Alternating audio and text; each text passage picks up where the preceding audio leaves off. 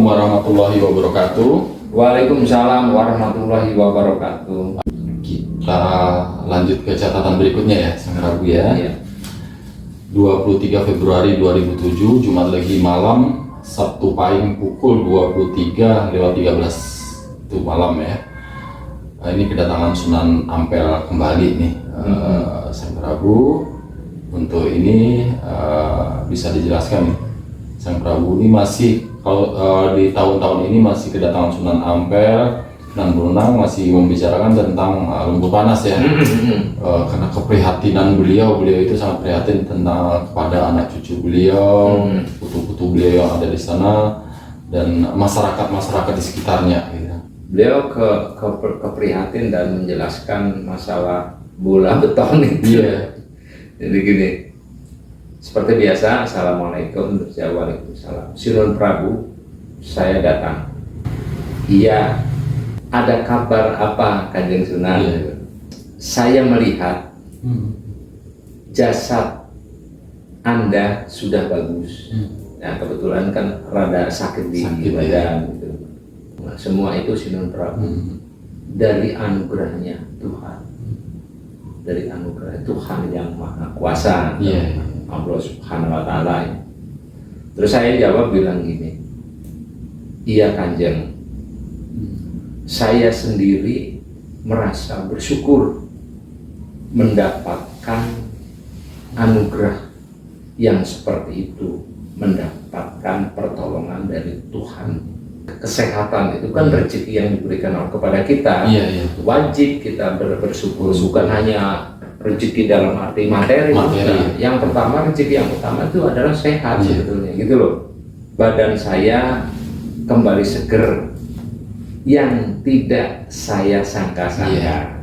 Terus beliau menambahi lagi, saya akan bicara katanya masalah lumpur panas Sidoarjo, walaupun akan disumpel pakai bola beton, akan tetapi tidak bisa disumbat lah. Iya, pakai bola. Akan tetapi tidak bisa.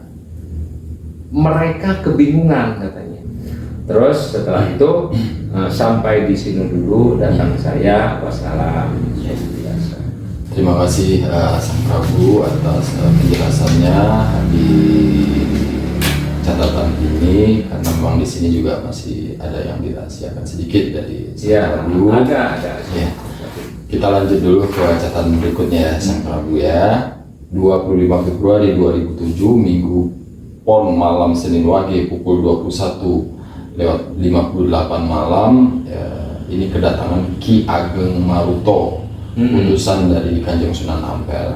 Mungkin di sini Sang Prabu bisa menjelaskan dialog dengan Ki Ageng Maruto. Beliau bilang Assalamualaikum. Saya jawab seperti biasa.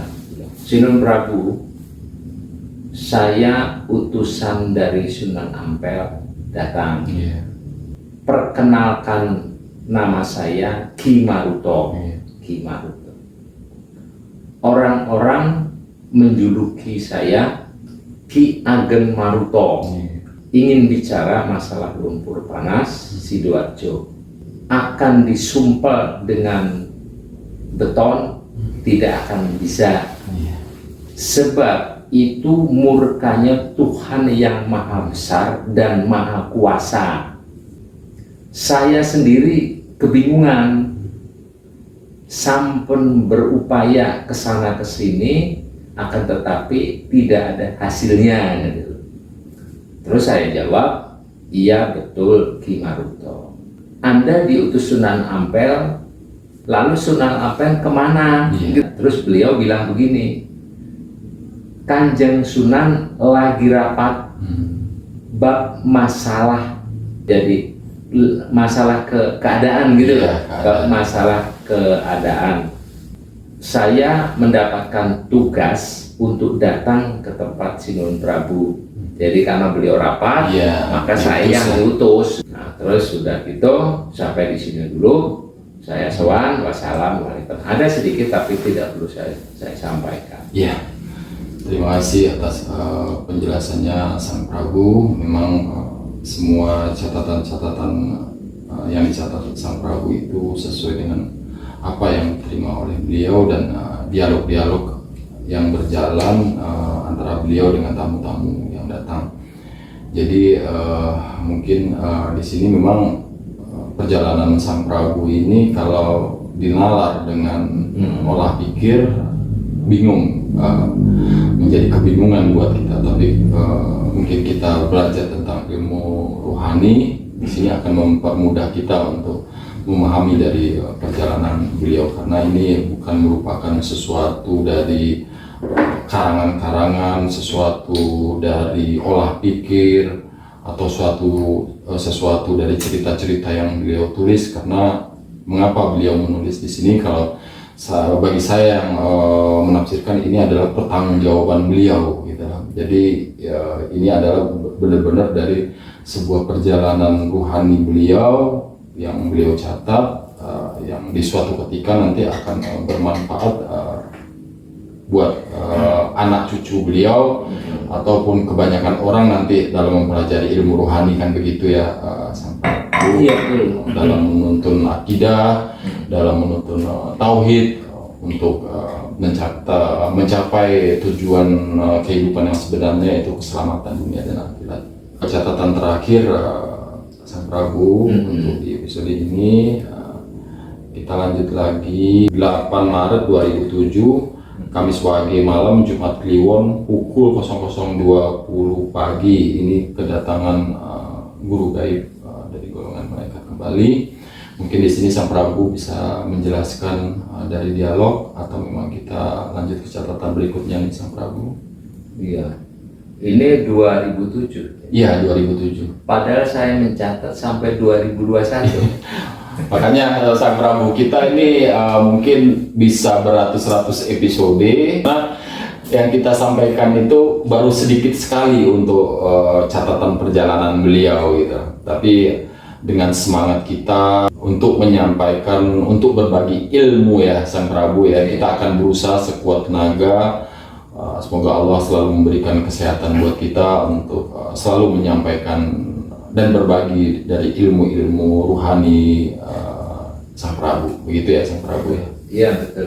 Ini sebetulnya masih dasar. Iya. Belum masuk esensi. Iya. Esensi untuk agar manusia baik itu dikasih penjelasan keilmuan, tapi ini dasar. Iya. Tapi ya minimal kalau kita nggak belajar dasar, orang bisa jadi dokter. Kalau nggak melalui SD apa bisa membacanya, nggak hafal ini. Harus melalui dasar sebagai fondasi kita. Jadi ini beliau datang seperti biasa, mengucap salam, terus beliau begini, guru ya, ini guru, Angger anak Prabu, sudah cukup lama yang tidak datang ke tempatmu. Terus saya menjawab, iya yang bagaimana keadaan jasad Angger? Ya maksudnya fisik ya. Terus saya jawab, sudah rada enak yang, akan tetapi tengkuk saya masih kaku gitu. Terus guru bilang, nanti telah dipijat 4 kali akan sembuh. Sebab itu akibat perjalanan lelaku Angger. Di samping itu ada pusaka yang ada di pundak Angger. Maksudnya kayak pakaian tempur gitu loh, di pundak gitu. Nah, terus sudah sampai di sini dulu ya Angger, yang pulang dulu, wassalam. Gitu. Saya jawab waalaikumsalam. Ya, terima kasih Sang Prabu atas penjelasannya. Memang di perjalanan Sang Prabu ini sesuai dengan tingkatan kan, dari yang awal-awal itu dari para leluhur, raja-raja, ke waliullah, ke aulia, nanti sampai ke utusan-utusannya dari Nabi Adam sampai ke Nabi yang terakhir Rasulullah Muhammad SAW, dan itu juga bertingkat lagi menuju para malaikat-malaikat Allah, dan itu sampai ke jenjang yang lebih tinggi lagi. Jadi kita memang harus mempelajari dari awal karena ini adalah ilmu rohani, perjalanan rohani itu tidak sama dengan perjalanan jasad kan. Jadi begitu saya sampaikan sedikit tentang catatan-catatan Sang Prabu ke depannya. Kita ibarat sekolah, Iya. sebetulnya bagus. Jadi itu masih belajar naik tingkat. Iya. Jadi puncak terakhir selesai. Iya. Itu 2021 sudah selesai. Iya. Jenjang dari Iya. syariat, torekot, hakikat, ma'rifat, dan pada saat tingkatan ma'rifat itu juga ada jenjang lagi. Iya. Jadi kalau perguruan tinggi ada S1, S2, S3 Iya. gitu loh. Terima kasih Sang Prabu. Insya Allah nih Sang Prabu, atas izin Sang Prabu, mungkin setelah episode ini atas permintaan netizen kita akan membahas Uga Wangsit Siliwangi ya Sang Prabu ya. Iya. Jadi Sang Prabu kita sudah berdialog dengan Sang Prabu sebelum episode ini kita tayangin. Tadi sempat berdialog dengan Sang Prabu. Sang Prabu menyetujui untuk membahas Uga Wangsit Siliwangi semampu beliau dengan ilmu rohani beliau, karena beliau pastinya nanti kan akan berkomunikasi dengan sumbernya langsung yang membuat dari Uga Wangsit Siliwangi tersebut. Biasanya beliau seperti itu, seperti Jayabaya pun kemarin beliau sempat berkomunikasi. Prabu Jayabaya pun langsung menemui Sang Prabu di sini ketika kita berdialog di pembahasan berikutnya. Pastinya beliau seperti itu karena beliau itu langsung ke sumbernya. Jadi kadang-kadang saya dengan bahasa Jawa, Iya. dikira itu saya orang Jawa. Iya. Saya juga orang Sunda, orang Sunda, ya orang Jawa. Iya. Jadi bisa Sunda, bisa Jawa. Iya. Karena saya percampuran. Iya. Jadi bahasa Sunda kayak biasa. Iya. Jadi gitu. Jadi makanya ada yang belum dipahami ketika budak Angon Iya. bersama-sama ke Lebak Sawah ini bersama budak yang Butan. Iya. Itu sebetulnya makna di balik mana? Iya. Mungkin lebih menariknya nanti di penguak Uga Wangsit Siliwangi ya. Terima kasih Sang Prabu untuk penjelasannya. Kita tutup dengan Alhamdulillahirabbil alamin. Wassalamualaikum warahmatullahi wabarakatuh. Waalaikumsalam warahmatullahi wabarakatuh.